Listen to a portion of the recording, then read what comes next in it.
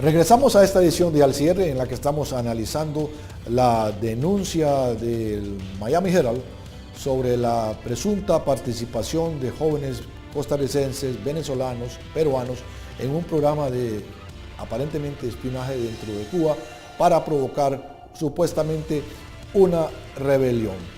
Estamos discutiendo aquí, se ha incorporado a nuestra discusión el experto en seguridad Paul Chávez, a quien le damos la bienvenida. Muchas gracias por la invitación. Nos también acompaña vía telefónica Alberto Franceschi. Vamos a pasar a una declaración del periodista Fran Bayac, quien dio a conocer la nota, el tema, en el periódico El Nuevo Herald de Miami.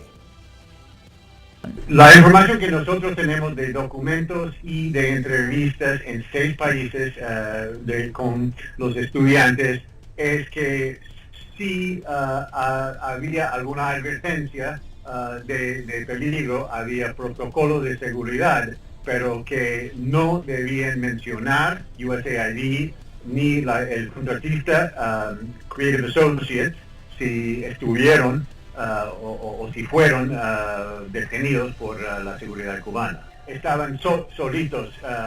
Si pasaría algo a ellos, no hubieran poder contar con el respaldo del gobierno estadounidense. Por eso decimos que era una operación encubierta. Este era Fran Bayac, periodista de la agencia norteamericana AP, quien explicaba el contenido de su información que fue divulgada en varios medios, incluido el Nuevo Herald de Miami. Don Paul, ¿estuvieron en peligro estos muchachos por la información que dio a conocer el periodista o por la actividad que les encargaron? No, en realidad esto hay que verlo de esta manera. La contrainteligencia cubana es de las mejores del mundo.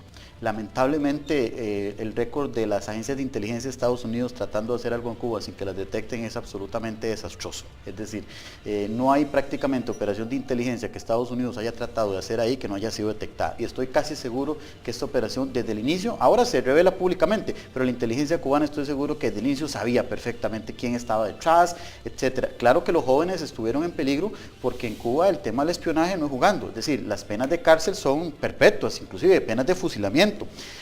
Lo que pasa es de que obviamente los jóvenes seguramente no fueron preindicados de que esta operación era respaldada con este tipo de objetivos por parte del gobierno de Estados Unidos. Estoy casi seguro que esta operación fue detectada desde el inicio por parte de la inteligencia cubana. Prácticamente es válido decir eso. Hay una realidad que mencionaba antes don Antonio Barrio, y es que hoy día, en la actualidad, tenemos presencia ya no solo de Cuba y Estados Unidos, sino también de China, Rusia, me imagino que Alemania, Inglaterra, en esta zona. Correcto. Esta noticia quisiera contextualizarla de la siguiente manera. A partir de la toma del poder en Cuba de Fidel Castro, crean un departamento que se llama el Departamento América. Es decir, Cuba tiene toda la intención de exportar la revolución. El Che Guevara decía crear no 1, 2, 3, sino 100 Vietnams. Y yo no quiero decir que Estados Unidos está haciendo bien o mal con hacer esto. Lo que sí quiero decir es que las dos partes están involucradas en desestabilización a todo nivel, a nivel global y en la región de América Latina.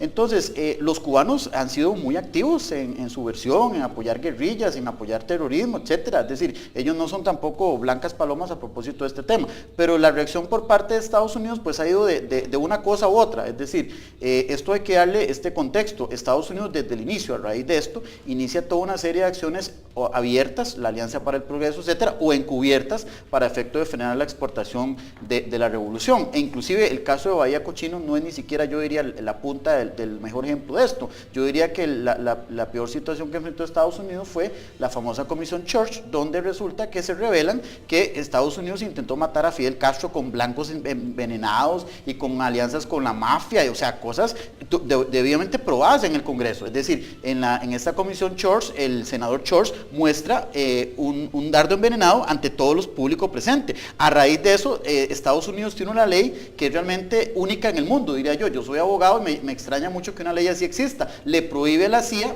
fomentar asesinatos de líderes políticos extranjeros.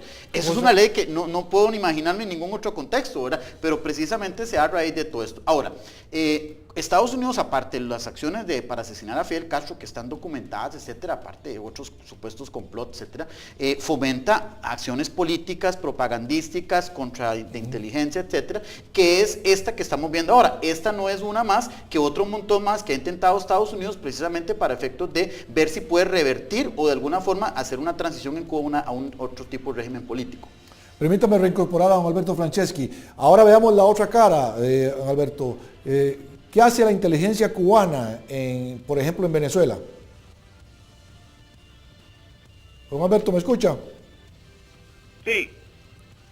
Dígame. El problema es que entró una llamada mientras tanto. Mire, bueno, yo lo que comenzaría por decir al amigo que el problema nuestro no es que vengan otras potencias. El problema nuestro es que son potencias que tienen intereses estrictamente comerciales. En el caso chino y ruso, ya para mí esos fantasmas de los viejos gigantes comunistas ya no existe. El problema nuestro concreto es una dictadura totalitaria en Cuba que ha logrado la alcahuetería de toda América Latina y que la tiene como un comodín para sus regateos con la diplomacia norteamericana. Si Estados Unidos hizo algo para, digamos, ¿cómo se llama?, estimular la oposición cubana, me parece muy bien.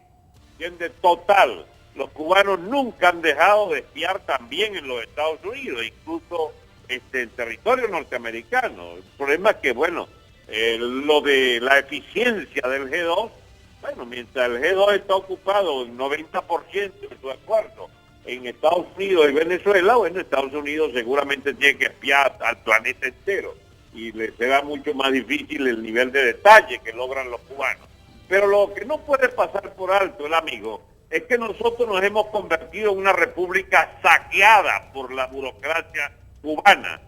Venezuela mantiene no solo con 12, 13 mil millones de dólares a Cuba, sino que mantenemos allí 60.000 tipos de la policía, del ejército, de la identificación, etcétera. Nos han convertido, y esta es una cosa que da vergüenza decirla, en una colonia, digamos, de baja estofa de ese régimen cubano. De manera que todo lo que yo pueda decir no tiene, por supuesto, los equilibrios del amigo contertulio, que busca la manera de disminuir la canallada de que somos objeto todos los días por parte del gobierno cubano. De manera que yo felicito la USAID, se intentó algo hacer en Cuba, lástima que en Venezuela no hagan ni siquiera eso. A efecto de aclararle nada más a nuestros televidentes, la sigla o el número G2 es como se conoce en el mundo del espionaje a la inteligencia cubana.